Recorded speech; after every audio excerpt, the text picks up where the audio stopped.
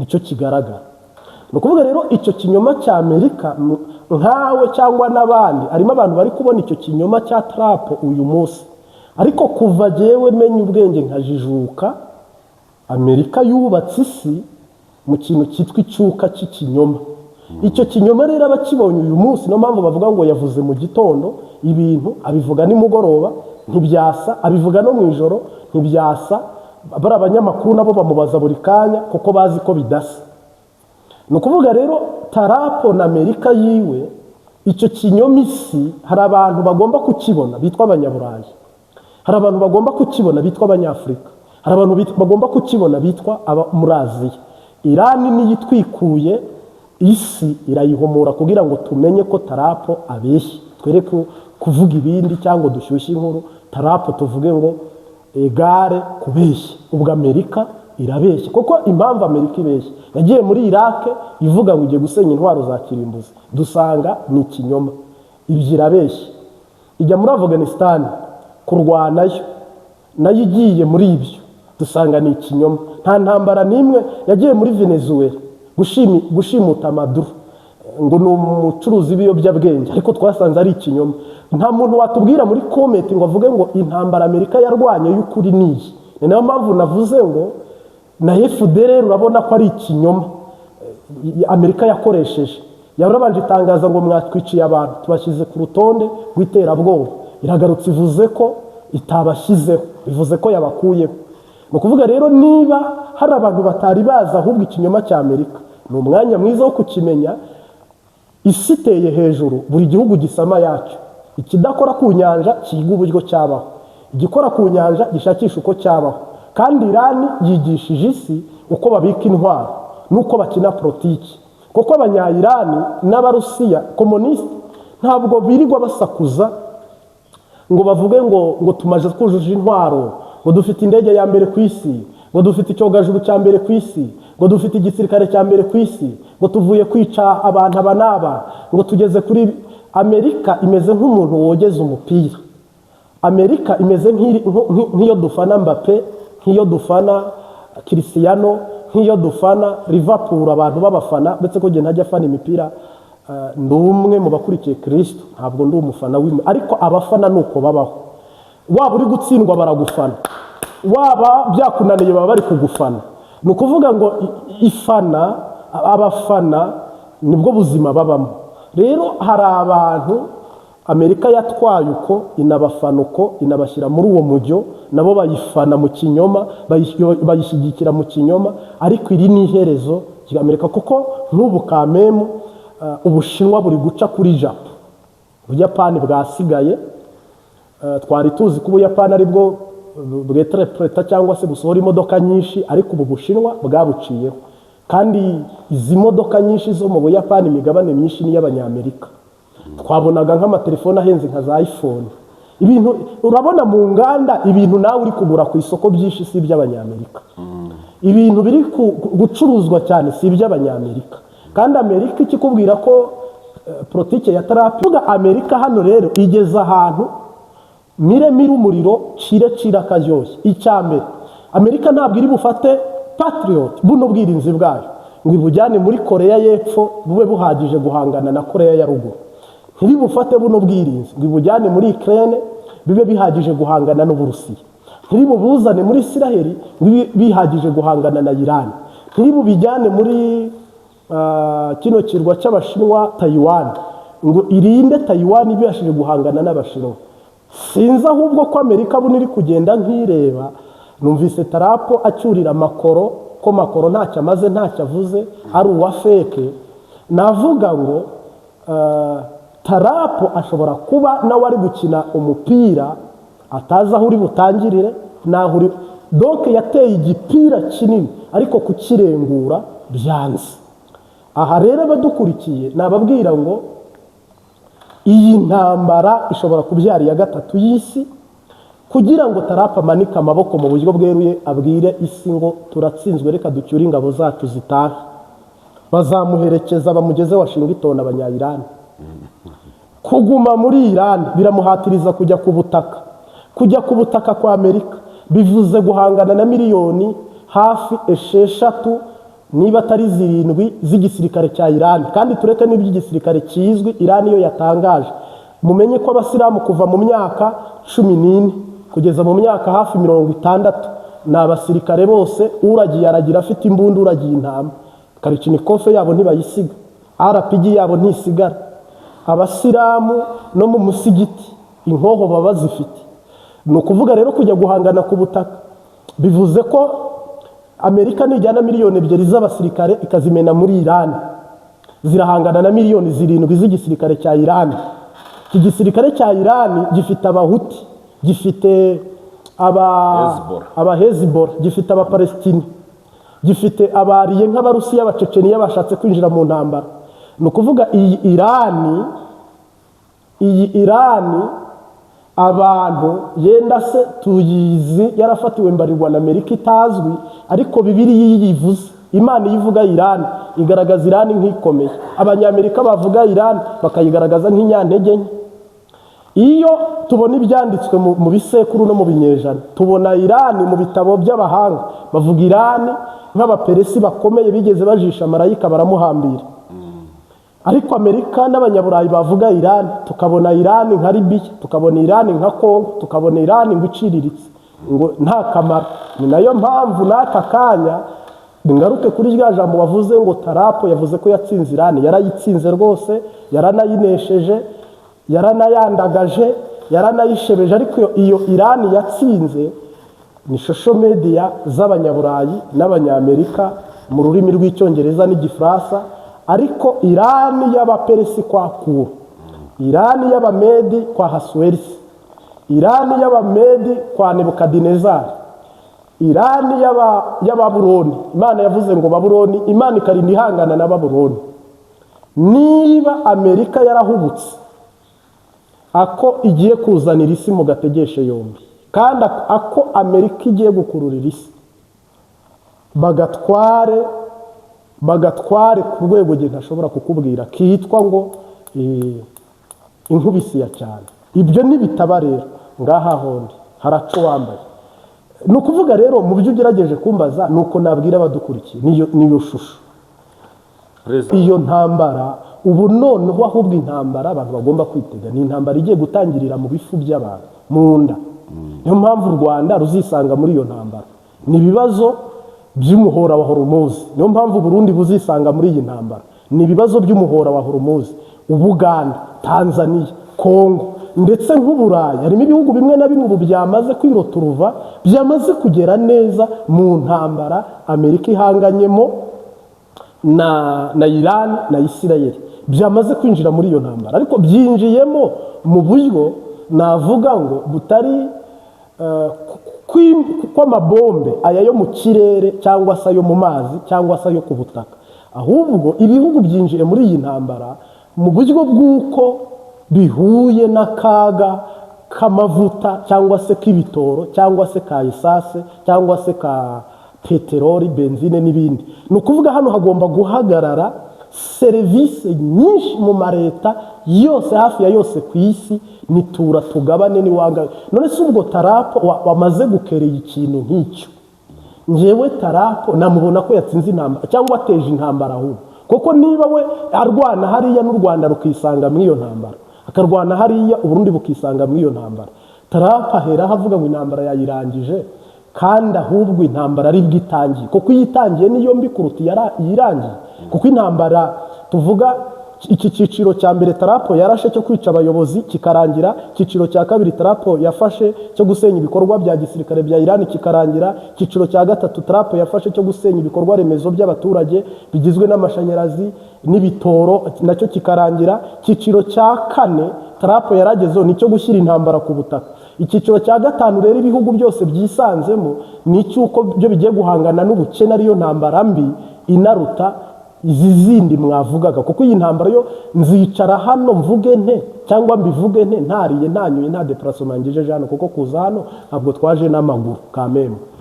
Niba rero Trump amaze gukupa ibyo bintu byose, ubwo intambara arayirangije cyangwa iratangiye. Tubaye ikaze ku Mbabazi TV gatatu. Yes. Bumbe TV dushimiye abantu mukomeje kugenda mukora subscribe aho muherereye hose. Imana ibahereza umugisha mu izina rya Yesu. Amina. Prophete Marite, ndagira ngo usuze abantu badukurikiye. Imigabane 5 igize isi hose dufitemo abariye beza cyangwa se abapatana cyangwa se abafatanyabikorwa bahisemo gukanda subscribe ku Mbabazi TV 3 ndetse n'abahisemo gukanda ku Mubumbe. Mu kiganiro cyacu cy'uyu munsi uko wabibonye kuri thumbnail y'ikiganiro, turerekeza mu burasirazuba bwo hagati, yego, hariya muri Irani, aho Irani ikomeje guhangana na Leta Zunze Ubumwe za Amerika ndetse n'igihugu cya Israel. Magingo aya ngaya Perezida Donald Trump yirukanye umugaba mukuru w'ingabo. Iki nicyo ndagira ngo usigurire abantu badukurikiye. Mu ntambara ni gute perezida yirukana umugaba mukuru w'ingabo? Ibyo ari byo byose bisiguye gutsindwa kwa Donald Trump. Kuko ni ukuvuga niba ufite amaboko 4 ugakuramo kumwe ukundi kukwikuramo, bivuze gutsindwa kwa Donald Trump. Kandi Trump gutsindwa kwe ikindi kintu bisobanuye cyangwa se bivuze ntabwo ari aho gusa.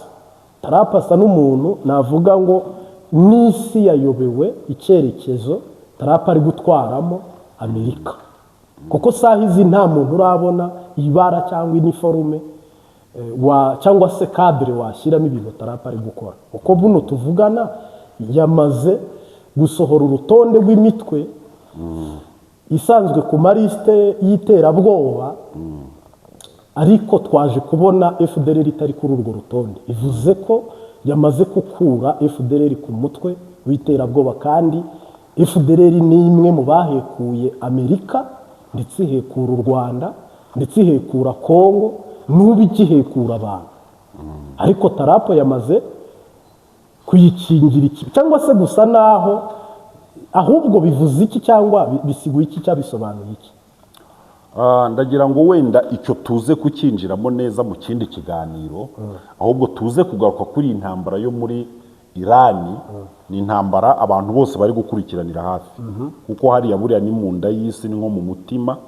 Iriya ntambara ntabwo abantu bari bamenye ingaruka zayo muri iyi minsi 30. Mu yindi 30 igiye kuza nibwo n'ibi bihugu byacu bigiye kwinjira muri iriya ntambara, ndetse no mu rugo iwabo. N'abantu bacana agatadowa bashobora kura peteroli cyangwa mazutu, abacana amashanyarazi. Mbese iriya ntambara igiye gukora ku bipande byose. Niyo mpamvu abantu bose bari gukurikirana iriya ntambara. Donald Trump uravuze uti biragaragara ko arimo kugenda atsindwa intambara, ariko mu magambo ye wavuga ko intambara yanayirangije. Ngira ngo icyo ni ikinyoma cyambaye ubusa, ariko kivugwa n'umuntu ukuze, cyangwa se kivugwa bimeze nk'intare itakigira amenyo cyangwa yakutse amenyo. Donald Trump se avuga ko yatsinze intambara ate, kandi ahubwo ateje intambara igiye guhuriramo ibihugu byose. Kuko intambara yaberaga muri Iran na Israel na Abu Dhabi, Qatar, Kuwait, Iraq, donc ikigobe cy'abarabu cyose, ibihugu biri kontine mu barabu, mu basilamu, mu bashiya n'abashiyiti n'abasuni. Ni ukuvuga ngo atangiye ibi ngibi. Intambara urumva iri mu makategori, intambara iri mu makategori. Dusubiye inyuma gato, ibi byago byose Trump na Leta Zunze Ubumwe za Amerika barimo gukuruririza i Buraya, Afurika, Aziya, urabona nta ngaruka biragira ku gihugu nka Amerika cyagaragaraga nk'igihangange kuri iyi si. Amerika ntabwo izagira ingaruka zindi, ahubwo buno yatangiye kuzigira, ziraza kangahe. Ahubwo Amerika buno yinjiye muri situation navuga ngo Amerika yamaze uko inkende yurira igiti ngo irushaho kugenda yambara ubusa. Amerika Israel yayijyanye mu ntambara. Iyi ntambara Trump intambara yamunaniye mu bigaragara intambara, kandi abanyaburayi banze kuyimufasha. Kandi abanyaburayi niba yimufasha, Ubushinwa burafasha Irani, Uburusiya bufasha Irani. Mwumva ukuntu abantu twagowe. Ikibazo cyiza, hari umuntu wishima agaheri kakamubyarira kanseri, umuntu akishima agahute kakamubyarira kanseri, umuntu agakura iryinyo rimwe umusaya wose ukabigenderamo, umuntu agatangira afite umusatsi bikazarangira agize ubuhanza cyangwa uruhara umutwe wose. Amerika yatangije ikibazo izi ko ari ikibazo itangije nk'icyo muri Venezuela. Amerika itangije ikibazo izi ko ari nk'ikibazo cyo muri Ukraine. Iran imaze imyaka irenga 2,000. Amerika imaze imyaka irenga 200. Amerika imaze kurwana intambara zirenze 200. Amerika yaboneye ibara muri Afghanistan ntiyabikuramo isomo. Amerika ibonera ibara muri cyangwa se agahomamunwa muri Somalia ntiyabikuramo isomo. Amerika ibonera akaga muri Vietnam ntiyabikuramo isomo. Amerika ahantu hose igendana ikintu nakita icyubahiro, ibyo bintu byose biyiha moteri, iraguruka igera kuri Marse, iramanuka igera ku ndiba y'inyanja, iratambika igera mu mpande enye z'isi. Amerika iricira kizivuna umukenke yiyongeza undi. None impinduramatwara z'abaperesi, ikintu cyitwa abanyayirani bayamburiye icyubahiro mu ruhando mpuzamahanga rwo. Amerika hano nirangara sirivopure mbivugeho mbohomboka, ikaramuka irangaye iratakaza Korea y'Epfo, nirangara iratakaza Taiwan, nirangara iratakaza Ukraine, nirangara iratakaza na Israel yari ifite muri iki kigobe cy'Abarabu mo rwagati nk'ururimi. Amerika nirangara iratakaza kontine y'Uburayi. Perezida Donald Trump ari kuvuga ijambo mu gitondo ry'iminota 20, ibyo avuze ku munota wa mbere akabivuguruza ku munota wa 15. Disikuru yavuze mu gitondo si yasubiramo nimugoroba. Perezida Donald Trump yatangiye kwibasira abaperezida ubundi bari nk'abambari be, ndetse atangira kuzana n'ibibazo bafitanye n'abagore babo. Ibi bibazo abantu benshi bari kuvuga ashobora kuba yacanganyukiwe, kandi bakavuga ko bishobora kuba biri gukomoka kuri iyi ntambara ishobora kuba yamusize abanyayirani bayigejeje ku rwego na n'uyu munsi wenda adashoboye kumanajinga. Urabona ibintu biraza kwerekeranye. Icyo nzi cyo ni uko hari igihe ikinyoma gihabwa intebe, umwaka ukaba umwe, ikaba 2, ikaba 3, ikaba 10 cyangwa igafata n'100. Amerika yubakiye ku kinyoma goye. Nka Venezuela donc Cuba barayikupiye muri peterole, ariko isoko aho kugira ngo bajyihe bari Abarusiya. Amerika birayirakaza nk'abaturage. None rero Trump ntabwo iyo wamaze bujya gucanganyikirwa, ntabwo wangiza Iran gusa, ahubwo nawe uriyangiza, ukangiza n'abawe n'ibyawe. Niyo mpamvu n'uyu mu minisitiri w'intambara cyangwa se generali mu ntambara cyangwa se umugaba w'ingaba muri Amerika, Trump n'abandi azabirukana si uyu gusa. Yafashe icyemezo kidasanzwe, aravuga ngo ngewe nirukanye umwe mu bagaba b'ingabo muri Leta Zunze Ubumwe za Amerika. Ni ukuvuga ingaruka Amerika rero, iyi ni ingaruka imwe Amerika igomba kwakira y'abaziyirukana n'abo Trump azirukana n'abandi, ndetse bazahabwa kato n'isi ko k'umunyamerika bunagiye kwambara isura ku buryo uzajya umureba ukarira, wanamureba ukimyoza, wanamureba ugapfuna, wanamureba ukumva wamurya nyine. Ubwo noneho twebwe abanyamerika tunabona mu ishusho y'uko tudafite amaraso yo kwica. Ariko nk'ibihugu nka za Somalia, ibi bihugu by'Abarabu, ibihugu bisanzwe byanga Amerika nta n'ikibazo isi ifite, byo nibibona abanyamerika bizababonamo akabenzi, bizababonamo haramu, bizababonamo shitani. Noneho niba wabonaga Amerika nk'inzoka, noneho igakora ibiri gukora, ubwo uzayibona ute? Ubu twebwe rero tugiye kugirira urwango Amerika rutari ruhari, tutari tuzi, bamwe barwige rushya rwiyongera ku rwari ruhari. Ni ukuvuga ngo yakojeje igiti mu ntozi. Amerika yorosoye uwabyukaga, bigiye kwikuba inshuro ndwi cyangwa ibihetandwi by'abayirwanyaga n'abayangaga, biyiviyemo gusenyuka k'ubwami na Leta Zunze Ubumwe za Amerika. Nyuma yo gusenyuka, uretse ko wenda ibyo ni ibitekerezo byacu, mboni zacu, analyse cyangwa ubusesenguzi, biragaragara neza ko Leta Zunze Ubumwe za Amerika nk'igihugu cy'igihangange ntabwo cyakubitana n'ibyago rimwe. ni ibintu bigenda gahoro gahoro. Kandi n'igiti hari n'ibiti udashobora gutema ngo ushobore babanza kugenda bakataho amashami. Kandi Trump yavuze ko minisitiri w'ububanyi n'amahanga wa Leta Zunze Ubumwe za Amerika ni babita ngo ni abanyamabanga ba leta bashinzwe ububanyi n'amahanga, Mike Rubio yavuze neza ko ngo nyuma y'iyi ntambara Perezida Donald Trump ngo bazasuzuma mikoro yigire neza ihagaze, ngo bazasuzuma ko bashobora kuva muri NATO. Ibi ngibi urumva ko ni ukugenda batakaza ubushobozi. Ibi byose nyirabayazana ni intambara yo muri Iran. Kandi intambara yo muri Iran ngo bari bazi ko iminsi 3-4 baraba bayirangije. None aho bigeze aha mu by'ukuri wenda twerekera no ku musozo. Iyi ntambara nibura uri kuyiha igihe kingana iki? Iyi ntambara ishobora kutarangira kubera inyungu z'Abarusiya n'Abashinwa. Amerika yatuje Ubushinwa mu ntambara, ituza Uburusiya mu ntambara, ariko Ubushinwa si cyane, ariko Uburusiya bumaze imyaka irenga 4 mu ntambara, kandi nyirabayazana ari Amerika. Ntabwo rero nanjye uyu munsi mbonye aho iyo ntambara nyikubibira kugira ngo ubuyisarura, kandi noneho Uburusiya hari abwabibye bike, ntabwo Uburusiya muri Ukraine buri kuvunika nk'uko Amerika iri kuvunika muri Iran.